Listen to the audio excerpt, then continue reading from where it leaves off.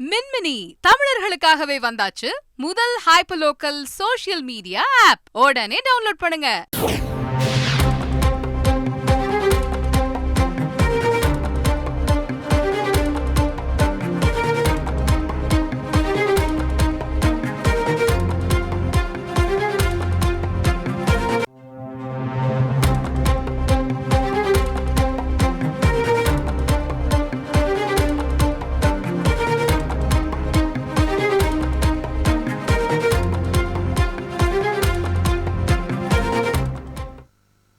உத்தரகாண்ட் சட்டப்பேரவையில் பொது சிவில் சட்ட மசோதா நிறைவேற்றப்பட்டுள்ளது.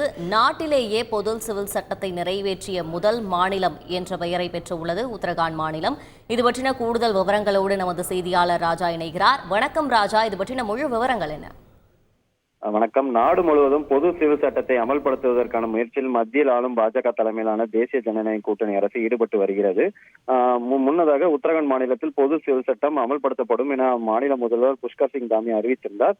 இதற்கு 2020ஆம் ஆண்டு ஒரு குழு அமைக்கப்பட்டது. அந்த குழு ஓராண்டாக மக்களிடம் கருத்துக்களை கேட்டு ஒரு அறிக்கை ஒன்றை சமர்ப்பித்தது. பிறகு அதை மாநில அமைச்சரவை கடந்த 4ஆம் தேதி அதற்கு ஒப்புதல் வழங்கியது. பிறகு இந்த ஒப்புதல் வழங்கிய பிறகு இந்த மசோதாவானது கடந்த 6ஆம் தேதி அதாவது நேற்றைய தினம் இது தாக்கல் செய்யப்பட்டிருந்தது. பிறகு விவாதத்திற்கு எடுத்துக் கொள்ளப்பட்டிருந்தது. நேற்று பிற்பகல் இருந்து மாலை வரை விவாதம் நடைபெற்றது.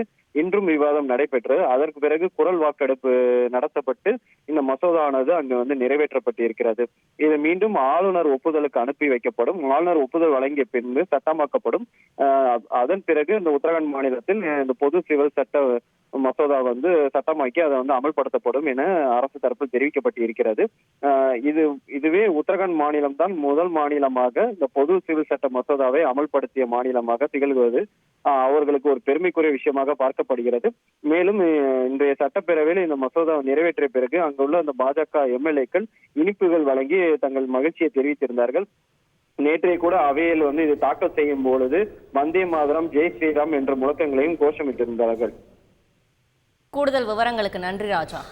மின்மினி தமிழர்களுக்காகவே வந்தாச்சு முதல் ஹைப்பர்லோக்கல் சோஷியல் மீடியா ஆப். உடனே டவுன்லோட் பண்ணுங்க.